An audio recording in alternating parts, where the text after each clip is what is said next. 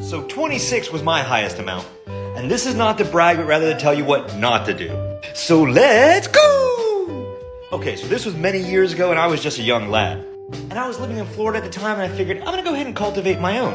And so I went through all the hard work and I harvested these things and dried them out and did the whole, did it all. Now back in those days, I really didn't have much experience except for just kind of picking them out in the fields. We would just kind of throw them in a pot, boiling them up, and just sort of split that tea. And so I got on a website called Erowid at the time, and I was like, oh, what is the proper amount? And of course that site said 26 grams.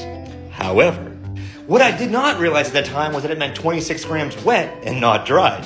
So if you don't know, these things are about 90% water, so 26 wet is around 2.6 dry. But I digress. And so I ground all these things up and I mix them into a smoothie and I just kind of I forced this thing down. And I remember going out to my back porch and just kind of sitting down and just kind of waiting for that experience to wash over me. And when it came on, it hit hard and fast. And so there I was sitting on my back porch and I started things just started to just disappear.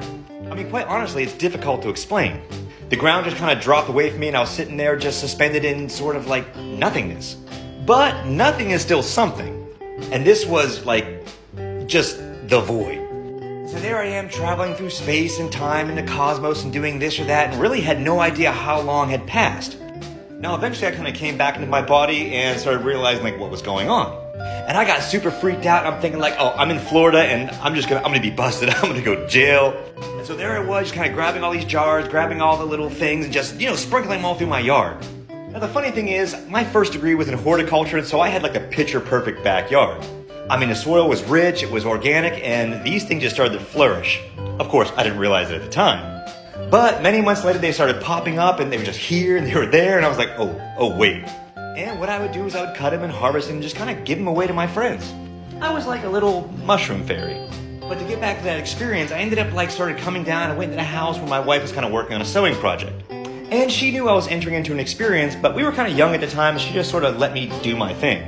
Here it is 26 years later, and she still lets me do my thing. But she could sense I was kind of a little bit, nervous or anxious, so she took me in the bathtub, we just kind of sat down. I remember just taking this warm bath together. And I had this glass sort of shower door, and I was just sitting there kind of watching the raindrops when we were playing, playing as the water drops would fall down and racing raindrops. You guys know the game.